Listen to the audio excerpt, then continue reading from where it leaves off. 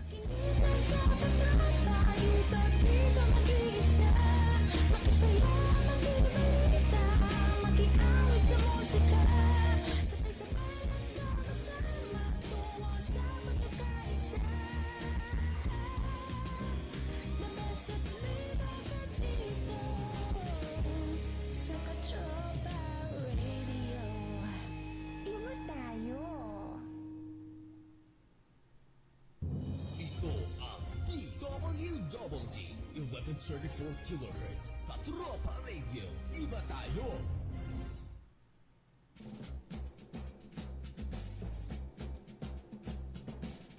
Ito ang inyong armed forces. Palatuntunang nagtatampok sa sandatahang lakas ng Pilipinas. Nagbibigay daan sa serbisyo ng sundalong Pilipino. Ito ang inyong armed forces.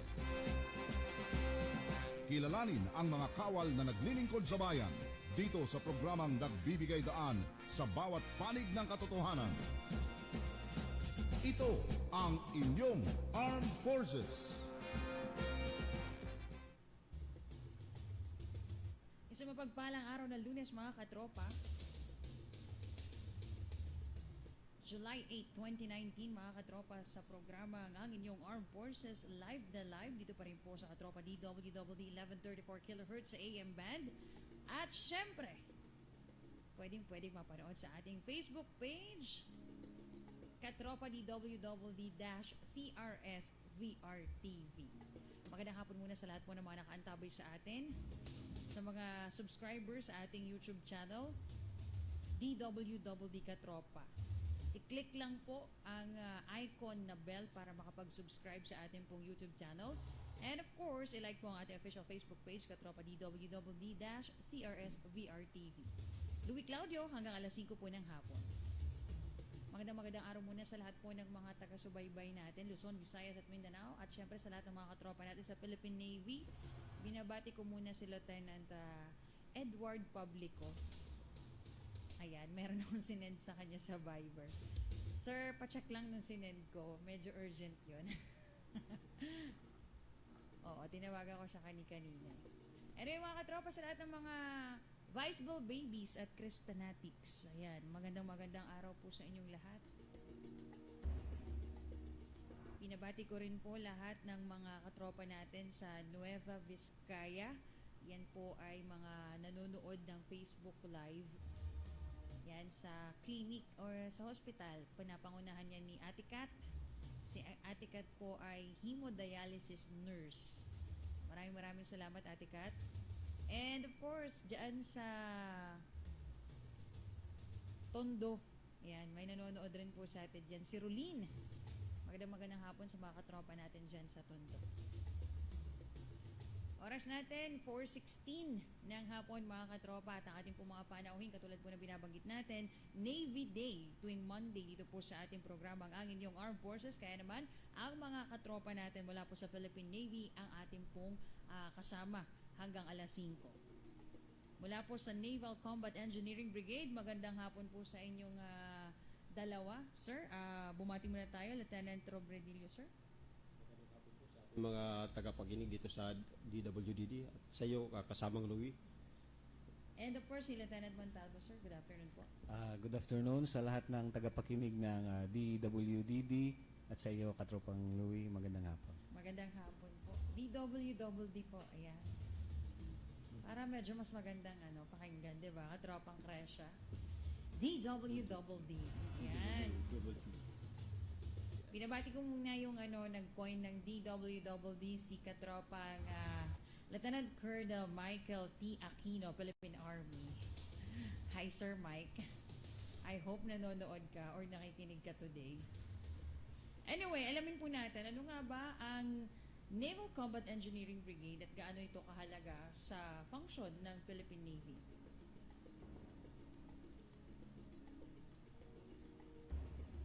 So sir, ano po ba ang NCE Brigade? Ma'am, yung Naval Combat Engineering Brigade, it is a support command of the Philippine Navy. Ito ang mission niya po ay to provide engineering units for naval construction ng combat engineering operation in order to support the Philippine Navy accomplish its missions. So sir, pwede niyo po ba kaming bigyan ng konting background kung ano po ba talaga itong unit na to? I'm sure hindi po lahat familiar na meron pong engineering brigade yung Philippine Navy. Ma'am, yung ating Naval Combat Engineering Brigade, naitatag po ito noong 1967. Yung floating assets ng DPWH dati, which is the dredger and some other barges, ay ibinigay sa isang unit ng Navy, and that was the birth of the Naval Combat Engineering Brigade. Pero dati hindi pa po siya Naval Combat Engineering Brigade. Isa lang po siya Naval Construction Company. With the lahat ng demands ay dumami dahil magaling magtrabaho yung company na yon. So nag-evolve into vertical and horizontal construction. So Pag from sinabi sir na vertical construction, tsaka Horizontal, ma'am. Anong pagkakaiba nun? Ma'am, vertical construction, it deals with the construction of buildings, barracks, all structure that are livable by our personnel, like So barracks, yung mga buildings. tinitirhan, sir. Yes, ma'am. Yun po sila yung mga ginagawa natin ng mga armory, hangars. Yung horizontal construction, of course, with that term horizontal is yung mga road nets, yung po mga kalsada, drainage, civil works, yun po yung horizontal constructions. And sir, dagdag po natin. So to add doon, ma'am, since ang demand for that work ay dumami, nag-evolve yung Naval Construction Company into a Naval Construction Brigade later. So na-depende dun sa relevance ng Yes, unit. ma'am. Since it is a support command of the Philippine Navy, so lahat ng pangangailangan sa facilities ay Naval Construction Brigade yung gumagawa, ma'am. Saka ma'am, dadagdagan ko po yung sinabi ni Lieutenant Montalvo. Yung Naval Combat Engineering Brigade, it is not only for the horizontal and vertical constructions. Ang pagkakaiba rin namin, ang isang distinction namin with other engineering arm is meron po kaming waterfront construction. Waterfront. What do you mean by waterfront construction, sir? Dahil po Philippine Navy, so we have piers and harbors. So when we talk of waterfront construction, ma'am, is yung piers and harbors natin are we refer to that as the waterfront So kung saan, facilities. sir, nagdadock yung mga barko? Yes, ma'am. Okay. So talagang kumpleto na po pala yung Yes, ma'am. Naval Combat Engineering Brigade. Kumbaga, hindi lang siya dun sa horizontal. Tama ba, Yes, ma'am, Vertical vertical. at At outside. saka, ma'am, yung underwater construction. Gaano naman, sir, kadalas yung underwater construction? Usually, ma'am, yung underwater construction, nagkakaroon na kami ng tasking kung mayroong directive sa higher headquarters. Pero most of the time, sir, ano ba yung mga ginagawa natin pagka underwater construction? Ma'am, it is a welding and salvaging operation ng mga mga floating assets. So kung kunyari, sir, may kailangan kumpunihin yung isang Navy ship, Yes, yun ma'am. yung gagawin ng team ninyo. Yes, ma'am. And additional, ma'am, mayroong yung other tasking ng underwater construction is yung facility inspection, yung sa mga piers, harbors, kasi kung it is structural sound pa ba siya or what, yung inspection mo sa ilalim dagat. Gaano kadalas, sir, yung inspection? Kasi syempre gusto naman natin na may mga bago tayong assets. Gusto natin na long term yung paggamit ng mga assets natin, yung mga bago nating acquire na equipment. So, gaano kadalas, sir, yung inspection na ginagawa ng Naval Combat Engineering Brigade sa mga floating assets na meron tayo? Well, ma'am, sabi ni Lieutenant Rubidillo, we are directed by higher headquarters with regards to the conduct of inspection. So, sa isang buwan, marami talaga kaming ginagawang inspection, ma'am. And most of them, aside doon sa underwater or the piers and harbors construction, is yung sa vertical facilities naman natin, ma'am. Sir, ano naman po yung core competencies ng unit natin na pwede nating maibahagi sa mga listeners natin at sa mga viewers natin this afternoon? For our unit core competencies, ma'am, number 1 po dyan, yung naval construction. Yun po yung isang distinction natin. Naval constructions, particularly the 1st Naval Waterfront Construction Battalion is one of the operating unit of the Naval Combat Engineering Brigade that in charge and capable of providing services relative to the utilization of our floating assets, port works, dredging, and can be provide skilled personnel to conduct repair and construction of pier and other related works, ma'am. To add up, ma'am, meron din kaming yung response to HADR operations. So, yung unit po namin, the Naval Combat Engineering Brigade, ay kayang mag-respond pagdating po sa CSSR or the Collapse Structure Search and Rescue Operations. So, in case na wag naman sana po dumating yung ating inaantay na the big one na sinasabi nila, we can respond to that. Kumbaga meron tayong Yes, ma'am. team na nakahanda talaga. Yes, And ma'am. meron Yes, din ma'am. tayong asset. Mayroon po kaming yes, ma'am. Actually, yung with regards to the HEDR, ang competency po namin doon yung tinatawag natin na si collapsible structure search and rescue at saka yung waterborne search and rescue, ma'am. At additionally, ma'am, yung new city natin, yung underwater construction team, they're also capable of disaster response. Actually, one of accomplishment yung nalunod natin na barko noon sa Cebu, yung Fitted Tumas Aquinas, wherein marami po sila na-recover din ng mga bodies sa ilan ng barko. Hindi lang po sila pang wielding salvaging, pang disaster response din po sila. So may HADR din tayo na Underwater, ma'am. underwater din. Mga diver po sila, ma'am. Gano'ng marami, sir, yun? Yung ano natin din, yung personnel natin, na yun talagang expertise. Sila, ma'am, yung naka-assign sa 1st Naval Waterfront Construction Battalion, station at Naval Base Heraclio Alano sa Cavite City po, Sanglipoy. Yun po yun, ma'am. At saka another additional core competencies of our unit, ma'am, is the engineering plans, wherein one of our unit is the Engineering Support Operations Center. They are called the planners. They are the one who in charge of the technical service, reconnaissance, architectural and engineering plans, construction estimates, project management of almost naval facilities prior to the crafting and prior to the implementation of the projects. Kasi ang nakalagay doon, ma'am, we have civil engineers, architects, structural engineer, mechanical engineer, nandun na po, ma'am, yung mga ano natin. Sila po yung planners bago gawin yung proyekto, bago implement yun, sila po yung una muna nagsusurvey doon at saka nagagawa ng mga plano at saka mga estimate. And also ma'am, to add, we have a training center. So bukod sa sinabi namin ma'am na competency, we also train people to develop competency sa mga tao na yon. And also, yung mga gustong mag-Navy ma'am, we have also the pre-entry courses na tinitrain. So aside sa paggawa ng plano, pagtrabaho ng vertical, horizontal, and underwater, we do also train pre-entry personnel ma'am. Ano-anong courses yun, sir? Kasi kung halimbawa ako, engineer ako, tapos gusto ko na pumasok sa Navy bilang engineer pa rin ako, mag-officer ako. Ano, sir, yung kadalasan na ino-offer ninyo na courses or yung trainings na binibigay nyo sa mga personnel natin?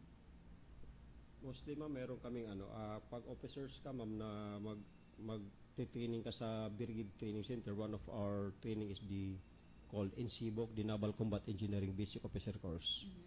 At saka yung other related trainings, we have cross-enroll with other MAPUA ma'am to enhance more with your competency, with your technical skills. Since ang makuha ay kilala bilang engineering school. Yes ma'am. Saka yung personnel naman namin ma'am doon, yung mga enlisted personnel, we see to it that they are having the NC2 certificate from the TISTA. Nagro-cross training din po kami sa TISTA. So basically, sir, yung mga enlisted personnel na naka-assign doon sa brigade ninyo ay technical yung kanilang Yes, ma'am. skills. Tama po They ba? are all technical ma'am. Ano-ano kadalasan yun, sir? Meron bang may welder, ganyan? Yes ma'am. We call it We have this 7 CBs ratings. rating ma'am. Okay po. So kasama dun yung welder, Builder. or taga-gawa ma'am. Yung Meron ding carpet. mason. Yes, Yun ma'am. na yun ma'am, yung mason at saka karpintero, sila yung mga builder kung tawagin namin. Meron kami mga electrician, Yes. construction mechanics, equipment operator because of we have so many equipments, engineering equipments, steel workers, yung mga welding, utilities man, or yung plumbing, or yung tubero, and others. Pag halimbawa, sir, meron tayong halimbawa gusto niya na maging part ng brigade, paano siya mag-a-apply sa inyo, sir? Kasi halimbawa ko, ang skills ko ay tubero, tapos gusto kong mag-apply sa inyo, mapunta ako sa Naval Combat Engineering Brigade. Paano ko mag-a-apply sa inyo, sir? Actually ma'am, yung process ng pag-apply for yung sinabi niyo sa amin, actually sa Navy meron talagang recruitment for the different skills. Ngayon ma'am, the recruitment of the Navy will determine kung as long as you have a technical skills, if you qualify sa lahat ng dadaan ng exams, then maybe your skill will be suited doon sa amin sa Naval Combat Engineering Brigade. So kung halimbawa nag-apply ako sa Philippine Navy bilang ang skills ko ay welder, sila yung magdedetermine ng unit kung saan ako dadalhin. Yes ma'am. Yes ma'am, sila po yun ma'am. At least malinaw sa atin yun, meron silang 7 skills na Yes, tinatawag. Ituloy natin mga katropa yung kwentuhan natin dito po sa mga engineers mula po sa Naval Combat Engineering Brigade ng Philippine Navy. Alamin natin maya-maya ano nga ba ang importansya ng kanilang unit sa kabuuang mandato o misyon ng Philippine Navy para malaman natin sige, meron tayong Naval Combat Engineering Brigade. Gaano ba ito kahalaga? Ano ba yung mga accomplishments nito? Ano ba yung ilo-look forward natin dito sa unit nito sa mga darating pa na araw? Pero bago yan mga katropa,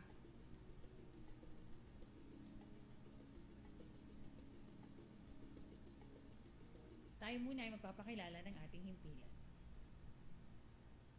WWD 1134 kHz. Balita, impormasyon at musika. AM at FM pinagsama. Ito ang Katropa Radio. Iba tayo. Kayo ay nakatutok sa 1134 kHz. DWDD Katropa Radio. Iba tayo. Kami po ay kasapi ng KBP, Kapisanan ng mga Broadcaster ng Pilipinas.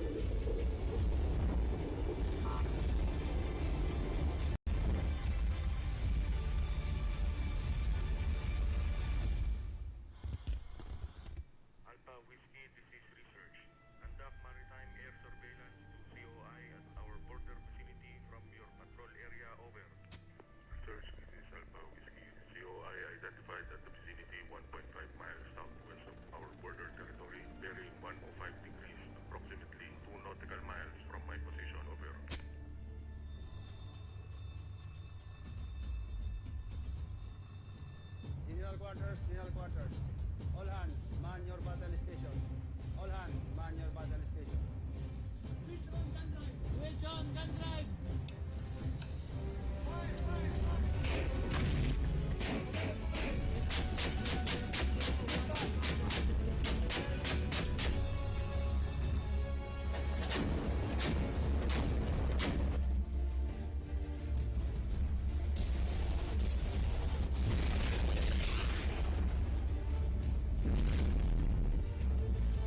Direct. Target neutralized and sinking. Yes, sir. How about this destroyed, sir?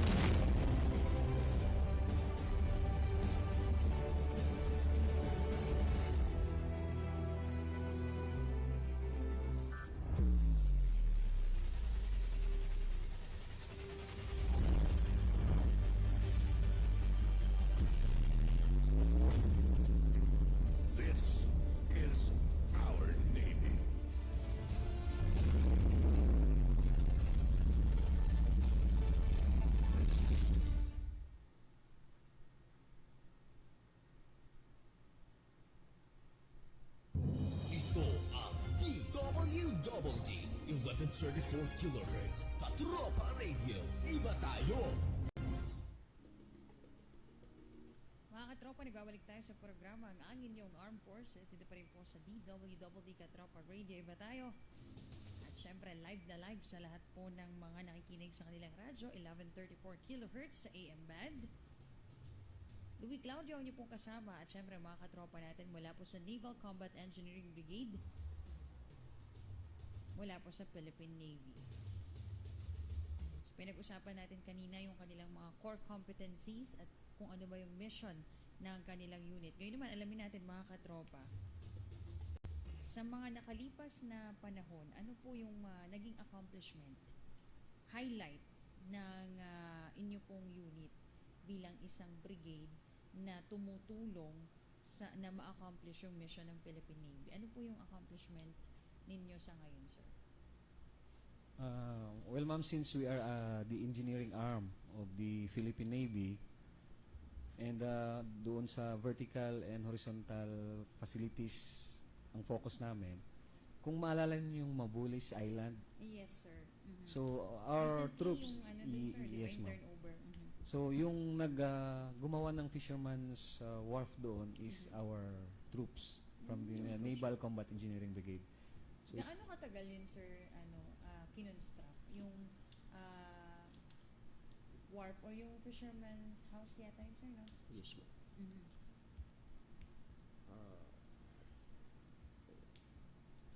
it took them dahil ma'am, far north siya ng ating Yes po, yung parang number one island na Yes, ma'am. tinatawag yung Mabulis Island. sir. Yes, ma'am, and the weather, isa sa naging kalaban namin doon para matapos lang yung trabaho. Mhm. Isa sa naging concern doon, ma'am, yung mga unfavorable weather conditions kasi nandun siya sa far north, siyempre daanan lagi ng bagyo yun. Yes So po. it took us a while para matapos talaga siya, ma'am, yung trabaho na Ma'am, yun. yung pag-transport ng materials, Mhm. isa rin po yun sa naging concern. Pero gaano kalaki yun, sir? Kasi ako nakita ko lang siya sa picture. Nakita ko lang siya binalita ng katropa di WWD kasi meron tayong personal na nagpunta doon sa Mabulis Island na nung nag-flag racing sila doon. So, gaano siya kalaki, sir? Para lang merong idea yung mga taga-subaybay natin.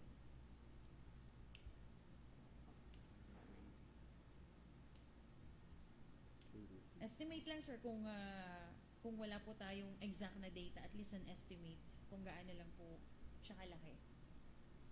I think po it is more than 100 square So ready to, sir, for Square meters. magagamit ng mga fishermen dun Yes, sa ma'am. area. It is adequately planned.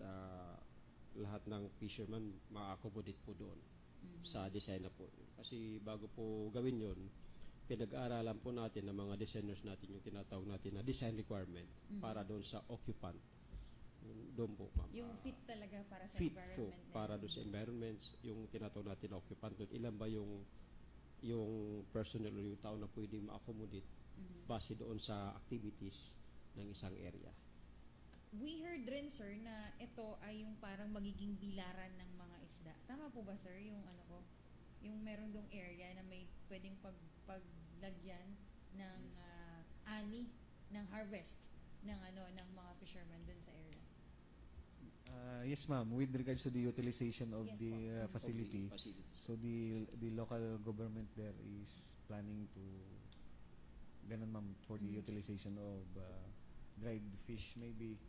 Yun, sir, yung narinig namin na isa sa mga magiging function, parang operation nung area na kinonstruct. So bukod dun, sir, sa pag-construct natin ng Fisherman's Wharf dun sa Mabulis Island, ano pa po yung recent na accomplishment ng Naval Combat Engineering Brigade? As of now, ma'am, we have a clearing operation at Marawi. One of our company, the 32nd Company at 3rd Naval Combat Engineering Battalion are stationed there, deployed to participate the Armed Forces of the Philippines campaign plan in rehabilitation and development of Marawi. Meron po tayong Navy, yung Naval Combat Engineering Brigade na nandun po kayo sa Marawi. Conducting, Continuous kasi, sir, yung rehabilitation. yes, ma'am, clearing operations, including the underwater clearing operations, ma'am. So nandun yung tropa natin. Bukod dun, sir, ano pa po yung naging significant accomplishments ng inyo pong brigade?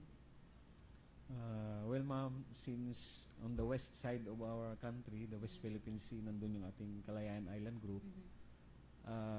And it is, the Navy is in charge in the development of that area. Yung mga islands dun, ma'am, ang nag-i-improve ng facilities or nag-i-enhance are the Naval Combat Engineering Brigade person.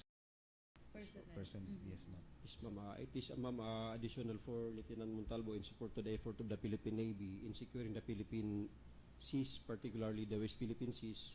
We have repaired and constructed some various facilities that significantly contributed a lot in our fellow sailors and our marines na naka-station, nakabase doon sa Kalayaan Island Group detachments. Yun po yung ginagawa natin so far. Actually, sir, napakalaki ng tulong na based dun sa binanggit ninyo na accomplishments.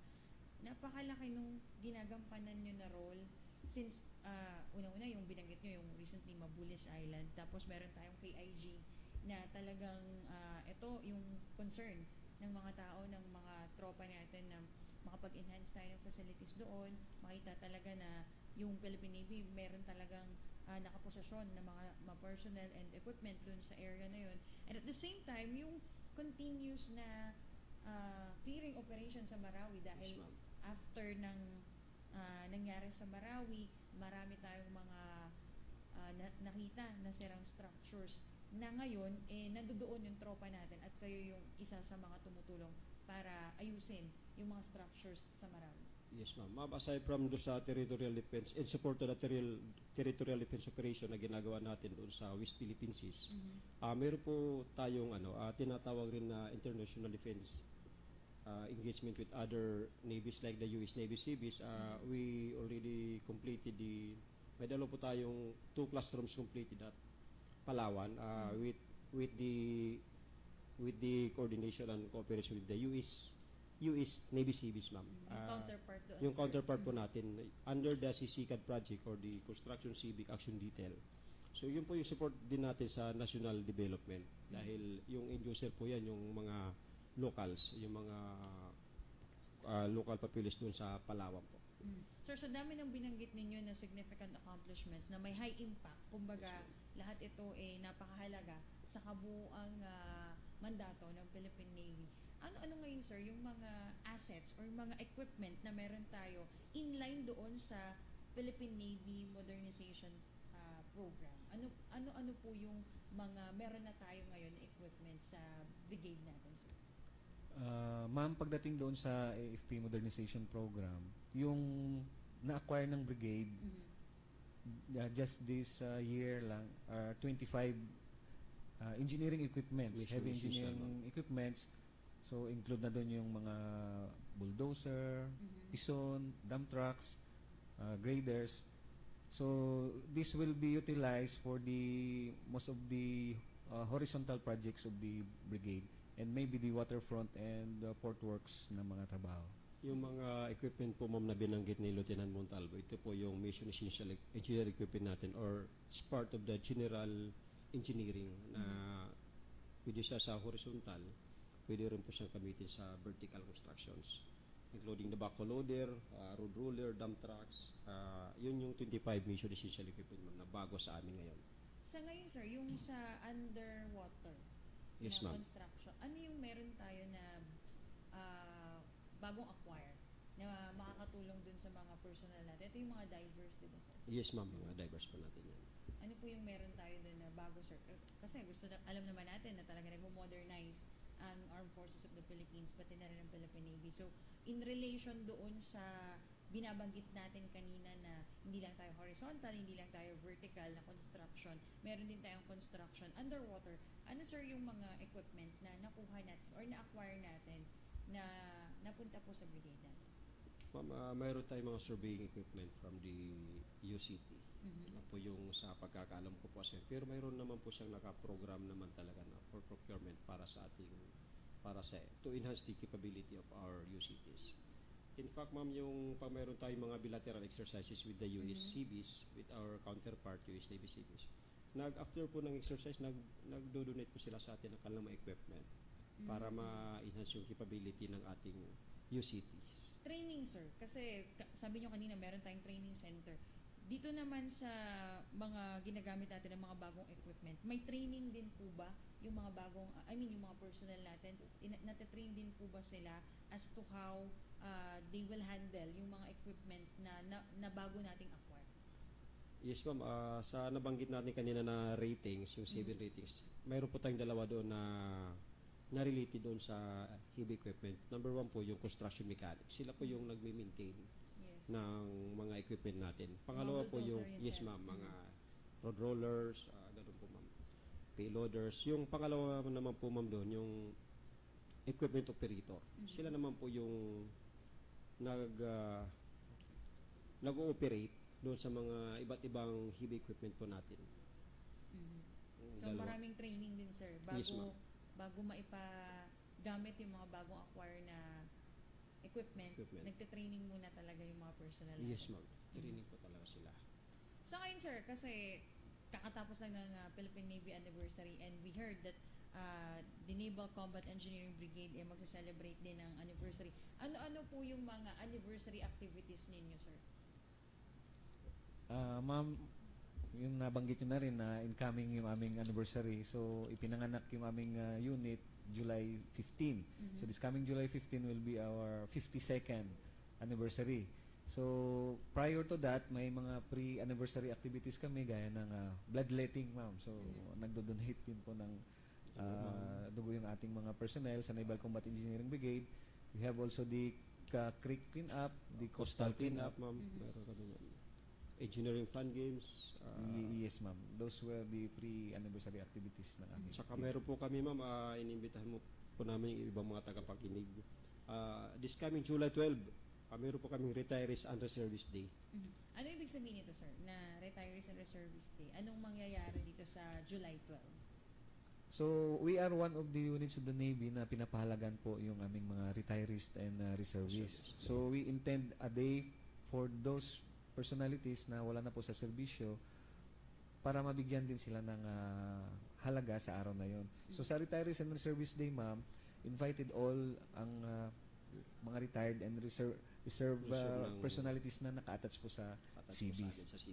So we will give honor to them on that day, the Retirees and Reservist Day. Nagawa nila, ma'am, nung sila pa yung nasa serbisyo.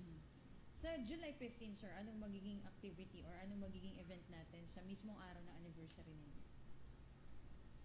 So, ma'am, we will hold a mass prior to the series of activities na mangyayari.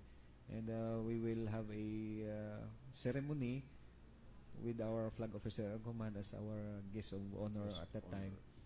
Then, later in the afternoon, ma'am, magkakaroon ng gathering siguro for the organic personnel of the brigade. Sir, sa ngayon, kasi binabanggit natin, puro skilled yung personnel natin, tapos yung mga planners natin, engineer, may mga civilian employees din po ba na naka-assign sa Naval Combat Engineering Brigade, sir? Yes, ma'am. Mayroon po tayong mga civilian employee na naka-assign, particularly also engineers. They are assigned at the ESOC or the Engineering Support Operations Center kung saan po ma'am ginagawa yung mga plans, designs, estimates, surveys. Sila po yung nandoon ng mga civilian natin na very competent. Also, ma'am, aside from the engineers, we also have yung mga skilled civilian personnel din na nag-augment doon sa ating mga enlisted personnel na skilled din. So, pag marami talaga ang trabaho and hindi kaya ng ating personnel organic na comply, may civilian skilled personnel, yes ma'am, to do the job. Sa mga natin, ginagawang mga repair facilities, construction, and other projects. With your accomplishments, sir, and newly acquired equipment, ano yung aasahan namin sa mga susunod na araw, sa mga susunod na buwan, sa Naval Combat Engineering Brigade? Anong i-expect namin sa inyo, sir? Sa sinabi namin kanina, ma'am, na we do engineering works. So, aasahan po ninyo na yung Naval Combat Engineering Brigade ay patuloy na gagampanan yung engineering works and functions na mandato sa kanya. So, pag-iigihan pa po namin yung trabaho namin for the next years and the next years to come to prove to the people of the Philippines, our mga kababayan, that the Philippine Navy is strong and credible by this coming 2020 and beyond siguro, ma'am. Final message, sir.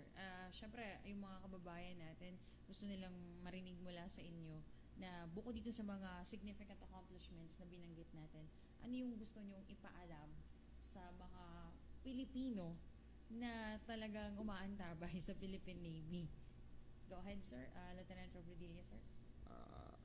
Yun nga, kasamang Louie, ang inyong Philippine Navy po, particularly ang Naval Combat Engineering Brigade, ay patuloy po na magsisilbi para sa inyo, para sa bayan, at para po sa hinaharap. Maraming salamat po.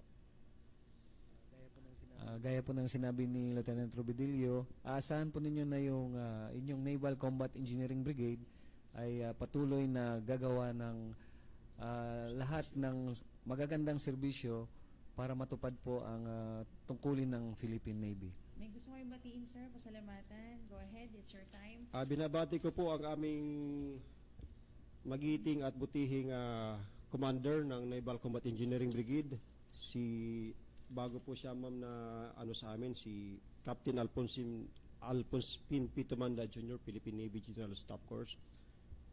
At saka sa aming to all CBS officers and enlisted personnel, at saka po sa lahat ng officers and men of the Armed Forces of the Philippines, at sa lahat po ng tagapakinig ng DWDD. Sir. Sa uli po, sa lahat ng mga tagapakinig ng DWDD, maraming salamat sa pakikinig ninyo, at doon po sa mga kasamahan namin na nakikinig doon sa Naval Combat Engineering Brigade, patuloy lang tayong gagawa at gagampanan natin yung ating trabaho. Maraming salamat po. Thank you po, mga sir, Lieutenant Robredo and Lieutenant Montalvo. And happy 52nd anniversary sa Naval Combat Engineering Brigade. Umaasa po kami na sa mga darating pang araw, buwan at taon ay mas marami pa kayong hindi lang building na maiko-construct, hindi lang yung underwater construction na mabibigay natin, but all the more makikita ng mga tao how relevant or how vital yung unit ninyo sa kabuang function ng Philippine Navy. So maraming salamat po and happy 52nd anniversary once again sa inyo po at sa lahat po na bumubuo ng Naval Combat Engineering Brigade. Mabuhay po kayo, sir. Maraming salamat po ulit. Maraming salamat sa mga katropa natin sa Philippine Navy. And mga katropa, huwag kalimutang mag-subscribe sa ating pong YouTube channel via Katropa DWDD. I-click lang ang icon na bell. Maraming salamat din po sa lahat ng mga umantabay sa ating pong programa sa Katropa DWDD CRS VR TV. At syempre sa 1134 kHz sa AM band. Maraming salamat po sa inyong lahat na patuloy po na nagla-like, nag-share at nagko-comment sa ating pong mga programa. Patingin ko lang po, magandang hapon si Elvin Makatangay. Ayan, nag-comment po siya sa ating Facebook live. Maraming salamat po sa inyong lahat. Sa ngalan po ng mga katropa natin sa bahaging technical, kay Katropang Purge, Katropang Crescia, Katropang Regine, Katropang Jayton, si Katropang Ronald, at si Mollins. Ayan. At syempre si Katropang Jeffrey. Ayan. At si Gelotin. Ayan. Magandang hapon. Maraming salamat po sa inyong lahat, mga katropa, sa pag-antabay ninyo. Magkarinigan po tayo sa Miyerkules para naman po sa isang edisyon ng inyong Armed Forces. Philippine Navy naman po. Philippine Army sa Miyerkules ang inyo pong mapapakinggan. Nagpapasalamat ang inyo pong lingkod, Lui Claudio. Magandang hapon po. Ito ang DWDD 1134 kHz. Balita, impormasyon at musika. AM at FM pinagsama. Ito ang Katropa Radio. Iba tayo.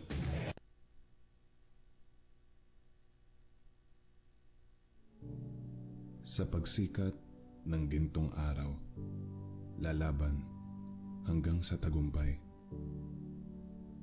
Pananalig ang siyang pinakamalakas na daladala naming sandata. Tagapagligtas sa himpapawid, tagahatid ng pag-asa sa mga kailangang sagipin. Hindi nagpapatalo. Lahat kinakaya. Naglilingkod ng walang pagdadalawang isip.